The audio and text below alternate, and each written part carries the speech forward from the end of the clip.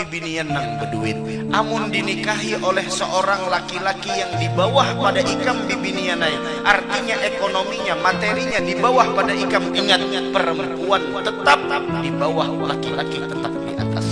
Lihat Rasulullah menikah dengan Sayyidatuna Khadijah, tapi adakah Khadijah menguya-nguya harta sidin? Tapi adakah Khadijah menguya-nguya ikam datang ke sini? Kada suah. Khadijah kada hendak bersenang-senang dengan Rasulullah, nang dipikirkan Siti Khadijah nang kaya apa cara membahagiakan Rasulullah.